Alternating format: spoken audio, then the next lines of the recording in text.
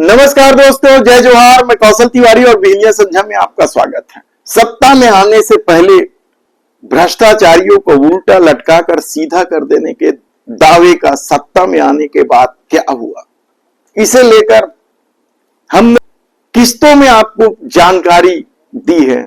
आने वाले दिनों में भी हम उसी तरह की जानकारी आपको देते रहेंगे। यदि आपने हमारे चैनल को सब्सक्राइब नहीं किया है तो प्लीज सब्सक्राइब कर लीजिए, क्योंकि आने वाले दिनों में आपको और भी कई महत्वपूर्ण जानकारी दी जाएगी। जिस तरीके से भ्रष्ट आईएएस, आईपीएस, आईएफएस अभी भी मलाईदार पदों पर बैठे हुए हैं या बिठाए जा रहे हैं, उन्हें लेकर सत्ता की नीयत पर सवाल उठना स्वाभाविक है। कितने ही ऐसे मामले हैं। आज हम आपको ऐसे गंभीर मामले की जानकारी दे रहे हैं जिसे सुनकर आप चौंक जाएंगे। यानी कांग्रेस सरकार में जो भ्रष्ट लोग जेल के भीतर हैं, उन्हें सहयोग दिया जा रहा था। ईडी सहित दूसरी जांच एजेंसियां जिस अधिकारी पर आरोप लगाया गया था और इस आरोप के बाद उस अधिकारी को हटा दिया गया था, यदि शायद सरकार उसी स्थान पर उस अधिकारी की फिर नियुक्ति कर देती है तो फिर इसे आप क्या कहें। ये क्या है पूरा मामला? कोयला घोटाला, शराब घोटाले के आरोपियों को किस तरह से मदद दी गई और किस तरीके से ये अधिकारी हमेशा ही विभिन्न आरोपों को लेकर चर्चा में रहे, ये पूरी जानकारी हम आपको बताएं। उससे पहले बता देते हैं कि छत्तीसगढ़ में जिस तरीके से भ्रष्ट अफसरों को मलाईदार पदों पर बिठाया जा रहा है, क्या भ्रष्टाचारियों को उल्टा लटकाकर सीधा कर देने का दावा केवल चुनावी मुद्दा था? सवाल सिर्फ इस अधिकारी का नहीं है, सवाल तो उस आईएएस अधिकारी का भी है। कुलदीप शर्मा नाम है। 2019 में इन पर पद का दुरुपयोग करने का आरोप तो लगा ही, साथ ही जब वे जसपुर जिला पंचायत के सीईओ थे तब भी बेहद विवादों में रहे। लेकिन क्या उसके खिलाफ शायद सरकार ने कोई कार्रवाई की? इसके अलावा एक और आईएएस है सुरेंद्र कुमार जायसवाल, के फ्लैट खरीद लेते हैं बगैर अनुमति के। 2019 में केस दर्ज होता है बकायदा ईओडब्ल्यू एसीबी में। ठाकुर प्यारेलाल सिंह निमोरा में ये संचालक पंचायत एवं ग्रामीण विकास संस्थान, इस संस्थान में घपलेबाजी को लेकर सुरेंद्र कुमार जायसवाल बेहद चर्चा में रहे। बकायदा केस दर्ज हुआ, लेकिन क्या जांच हुई, कैसे जांच हो रही है, कोई नहीं जानता, क्योंकि सत्ता का अपना चरित्र है। कहा जाता है कि मंत्रियों को पैसे चाहिए तो वे भ्रष्ट अधिकारियों को ही अच्छे पदों पर बैठाकर अपना उल्लू सीधा कर लेते हैं। 2 दर्जन से अधिक आईएफएस अधिकारियों के खिलाफ जो जांच चल रही है या जांच हो चुकी है एसीबी और ईओडब्ल्यू के द्वारा, वे भी तो कुछ रिटायर हो गए, कुछ के खिलाफ जांच पूरी हो गई, अब योजन की प्रतीक्षा में है। ऐसे ही अधिकारियों में से हम आपको हर बार एक नए मामले की जानकारी देते हैं। पंकज राजपूत जब वे राजनांदगांव में डीएफओ थे तो खरीदी को लेकर बेहद विवाद में रहे।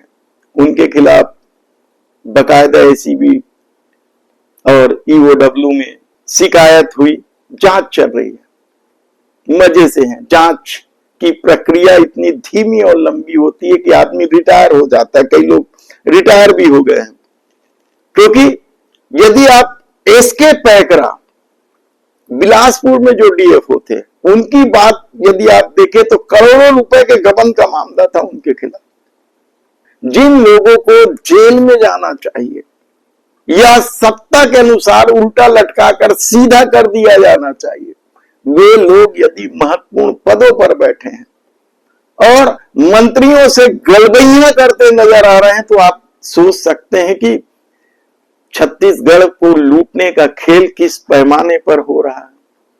हम बात कर रहे हैं उस अधिकारी का जिसे शराब घोटाला, कोयला परिवहन घोटाला के आरोपियों को संरक्षण देने, सहयोग देने और ईडी को जांच में सहयोग नहीं करने का आरोप लगा। बकायदा कोर्ट में इस मामले को कहा गया, लिखित में दिया गया, और उसके बाद जब भूपेश सरकार फंसते नजर आई तो इस अधिकारी को हटा दिया गया। ये अधिकारी थे योगेश सिंह छत्री। इस पर केंद्रीय जांच एजेंसियों ने काम में रुकावट करने, जेल में आरोपियों को मदद करने का गंभीर आरोप लगाया था। ये पूरा मामला भूपेश बघेल के सरकार के दौरान का है। यहां तक कि कर्नाटक पुलिस ने भी इस अधिकारी की भूमिका को लेकर सवाल उठाए थे।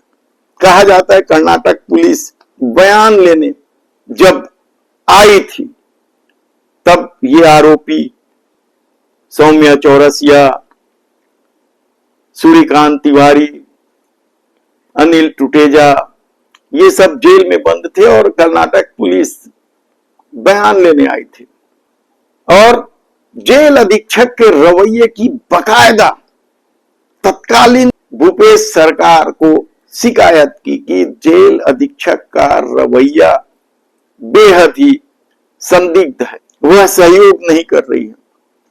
ईडी का मामला आया, कर्नाटक पुलिस का मामला आया, विशेष अदालत में भी यह मामला जब गूंजने लगा तो आनंद फानंद में भूपेश बघेल की सरकार ने इस योगेश सिंह छत्री को अंबिकापुर भेज दिया। जबकि कार्रवाई होनी थी, ऐसे अधिकारियों के खिलाफ कार्रवाई की जानी थी, लेकिन चूंकि भूपेश बघेल के समय का ही घोटाला है और जो आरोपी थे वे भूपेश बघेल के करीबी माने जाते थे, इसलिए कार्रवाई करने की बजाय हंगामा मचने पर उन्हें अंबिकापुर भेज दिया गया।